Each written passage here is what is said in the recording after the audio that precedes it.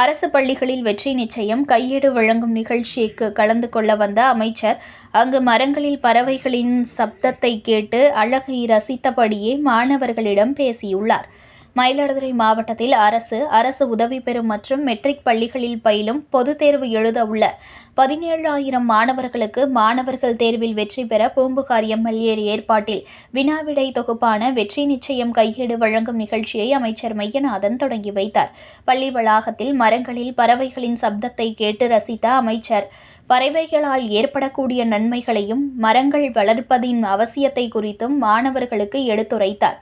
மயிலாடுதுறை மாவட்டத்தில் உள்ள அனைத்து அரசு உதவி பெறும் மற்றும் மெட்ரிக் பள்ளிகளில் பயிலும் மாணவ மாணவிகளின் தேர்ச்சி விகிதத்தை அதிகரிக்கவும் மதிப்பெண்ணை அதிகரிக்கவும் 10 மற்றும் 12ஆம் வகுப்பு பொதுத் தேர்வு எழுதவுள்ள 17,000 மாணவர்களுக்கு பூம்புகார் எம்எல்ஏவும் திமுக மாவட்ட செயலாளருமான நிவேதா முருகன் ஏற்பாட்டில் வெற்றி நிச்சயம் என்ற கையேடு வழங்கும் நிகழ்ச்சியின் தொடக்க விழா நடைபெற்றது. இந்த நிகழ்ச்சியை செம்மனார்கோவிலில் பிற்படுத்தப்பட்டோர் நலத்துறை அமைச்சர் மெய்யநாதன் தொடங்கி வைத்தார். செம்மனார்கோவில் அரசு மகளிர் பள்ளி, சம்பந்தம் அரசு உதவி பெறும் பள்ளி மற்றும் கலைமகள் மெட்ரிகுலேஷன் பள்ளிகளில் நடைபெற்ற நிகழ்ச்சியில் பங்கேற்ற அமைச்சர் மெய்யநாதன் 10 மற்றும் 12ஆம் வகுப்பு படிக்கும் மாணவ மாணவிகளுக்கு வெற்றி நிச்சயம் கையேடுகளை வழங்கி வாழ்த்துரை வழங்கினார். இதில் அமைச்சர் பேசும்போது பள்ளி வளாகத்தில் பல 100 ஆண்டுகள் பழமை வாய்ந்த மரங்களில் கிளிகள், குயில்கள் போன்ற பறவைகள் சப்தம் எழுப்பும் இசை கண்டு இயற்கையோடு சப்தத்தை ரசித்தபடியே மாணவர்களிடம் உரையாற்றினார்.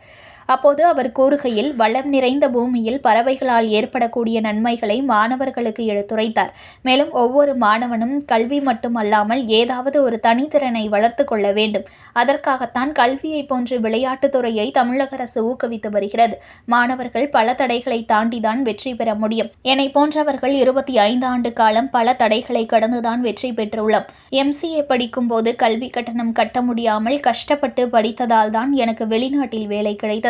தமிழக அமைச்சரவையில் இடம்பெறக்கூடிய வாய்ப்பு கிடைத்ததற்கு காரணம் கல்விதான் என்றார்.